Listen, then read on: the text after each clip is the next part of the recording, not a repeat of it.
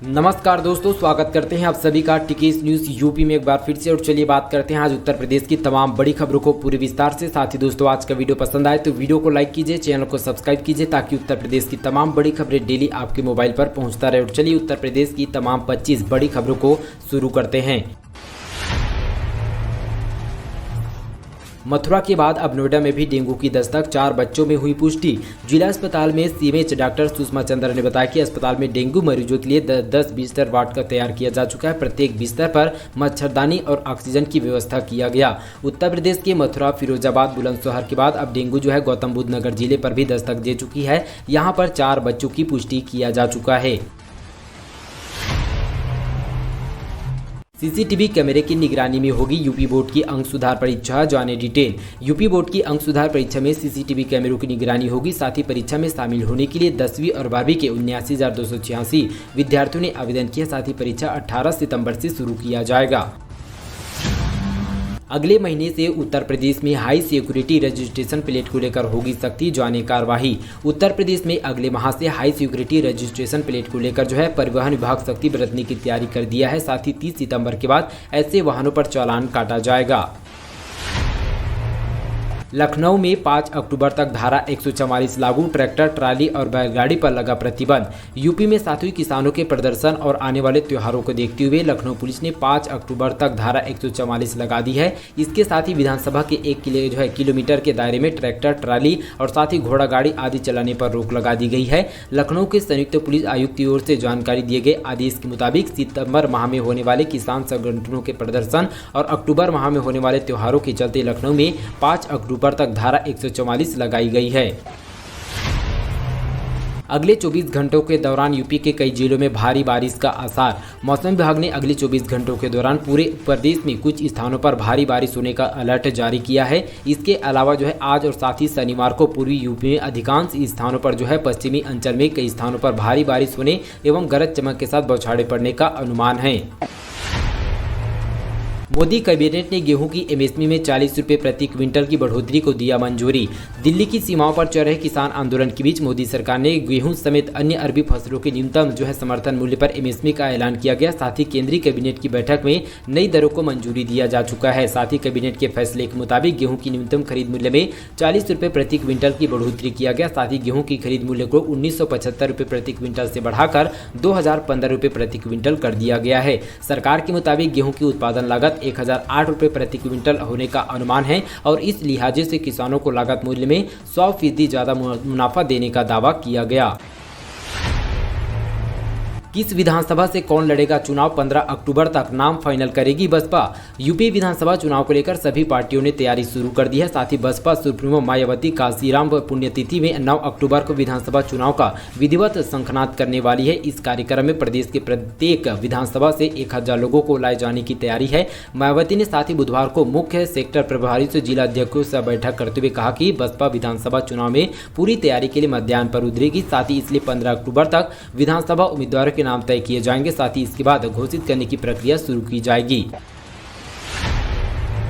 इस बार बुजुर्ग और साथ ही दिव्यांग घर से डाल सकेंगे वोट, मतदान के लिए नहीं लगानी होगी लंबी लाइन। आगामी उत्तर प्रदेश विधानसभा चुनाव 2022 में 80 साल से अधिक बुजुर्ग और साथ ही दिव्यांग मतदाताओं को मतदान के लिए केंद्र नहीं जाना पड़ेगा। 80 साल से अधिक और साथ ही दिव्यांग मतदाताओं को पोस्टल बैलेट के माध्यम से जो है सहूलियत दी जाएगी। हरदोई में 51,000 बुजुर्ग और साथ ही 18,383 दिव्यांग मतदाता चिन्हित किए गए हैं। साथ ही डीएम संजय कुमार सिंह ने बताया कि आयोग से मिले आदेश के बाद तैयारी चल रही है। उत्तर प्रदेश के 31 जिलों में कोरोना संक्रमण से मुक्त, साथ ही यहाँ पे 16 नए पॉजिटिव केस मिले हैं। उत्तर प्रदेश में कोरोना वायरस संक्रमण की रफ्तार कमजोर पड़ चुकी है। साथ ही लगातार कोशिशें कोरोना की लहर जो है बने प्रभावी नियंत्रण के बीच जनजीवन में तेजी से सामान्य हो रहा है। साथ ही प्रदेश में पिछले 24 घंटों के दौरान यहाँ पे कोरोना संक्रमितों की 16 पहचान किया गया। इसी के साथ 18 मरीज जो है स्वस्थ होकर अपने अपने घर जा चुके हैं।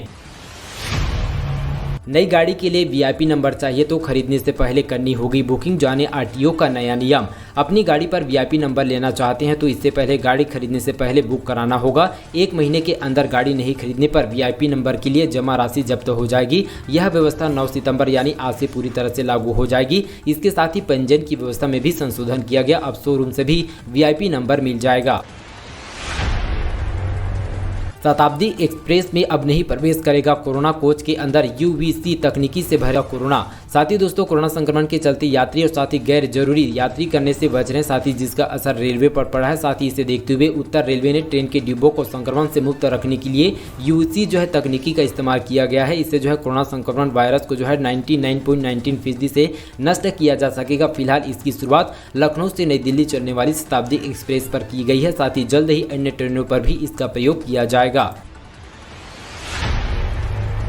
मुस्लिम पर्सनल लॉ बोर्ड की बड़ी नसीहत, कहा बेटियों को दहेज देने की बजाय प्रॉपर्टी में हक दे।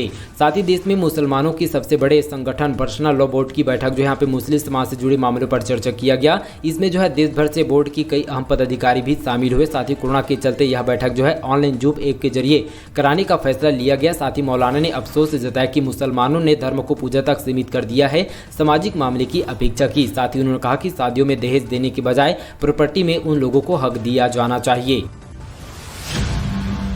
आप भी जा रहे हैं नीट परीक्षा देने तो इन बातों का रखें ध्यान, साथ ही वरना नहीं मिलेगी गेट की एंट्री। 12 सितंबर को होने वाली नीट परीक्षा को लेकर दिशा निर्देश जारी किए गए हैं। देश भर में मेडिकल कॉलेज में स्नातक प्रवेश के लिए 12 सितंबर को होने वाली यूजी नीट 2021 शहर के लिए यहाँ पे 32 सेंटरों पर होगी। इसमें 18,096 छात्र छात्राएं बैठेंगे। साथ ही परीक्षा लंबी आस्तीक वाले और कपड़े, साथ ही ऊंची हील की सैंडल, साथ ही जूते, बूंदा बाली और नाक की कली आदि पहनकर परीक्षा नहीं दे सकेंगे। साथ ही नेशनल टेस्टिंग एजेंसी एनटीए, साथ ही सीबीएसई की मदद से इसका आयोजन किया जा रहा है। साथ ही नगर में भी कोविड प्रोटोकॉल के तहत यह परीक्षा करवाई जाएगी।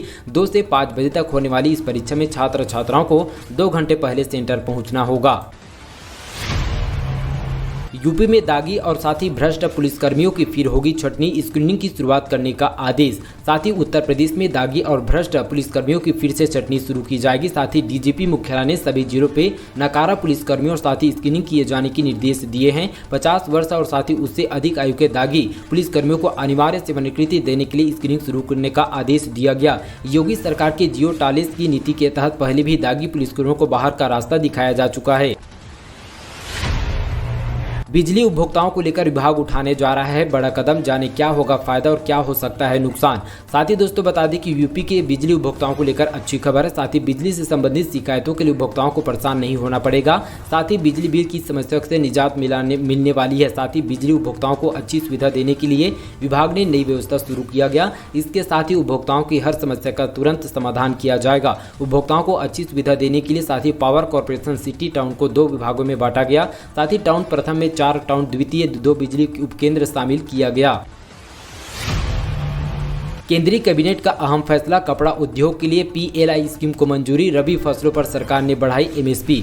साथ ही दोस्तों प्रधानमंत्री मोदी की अध्यक्षता में बुधवार को कैबिनेट बैठक में एक अहम फैसला लिया गया। साथ ही इस दौरान केंद्रीय सूचना प्रसारण मंत्री अनुराग ठाकुर ने कैबिनेट ब्रीफिंग करते हुए कहा कि कपड़ा उद्योग के लिए पीएलआई स्कीम के तहत यहाँ पे मंजूरी दिया गया। सरकार 5 साल तक 10,683 करोड़ रुपए का पैकेज दिया गया। इसके साथ ही मॉनिटरिंग सीजन 2022-23 के लिए भी रबी फसल न्यूनतम समर्थन पर भी एमएसपी को भी बढ़ाया गया। आगरा और वाराणसी के जेल में उम्र कैद की सजा काट रहे 97 कैदी होंगे रिहा, जानिए एससी का आदेश। साथ ही दोस्तों बता दें कि सुप्रीम कोर्ट ने एक महत्वपूर्ण आदेश में यूपी के 2 जेलों में बंद 97 कैदियों को अंतिम जमानत पर रिहा करने का आदेश दिया गया। ये कैदी पिछले 20 साल से आगरा और वाराणसी के जेल में सजा काट रहे थे। जिले स्तर पर चिन्हित 800 माफियाओं की 250 करोड़ की संपत्ति को जब्त किया गया। प्रदेश स्तर पर चिन्हित यहाँ पे 25 माफियाओं पर शिकंजा कसने के बाद पुलिस अब तक जिले स्तर पर अपराधियों पर आपराधिक माफियाओं के रूप में चिन्हित किया गया। साथ ही जुलाई माह पर जिले स्तर पर चिन्हित 800 माफियाओं की 250 करोड़ से ज्यादा मूल्य चल संपत्तियों को जब्त किया गया। इन पर 8,000 से ज्यादा मुकदमे दर्ज कर 668 लोगों को गिरफ्तार किया गया। पॉलिटेक्निक भर्ती 2018 निरस्त 1370 पदों के लिए 1 सप्ताह में जारी होगा नया विज्ञापन।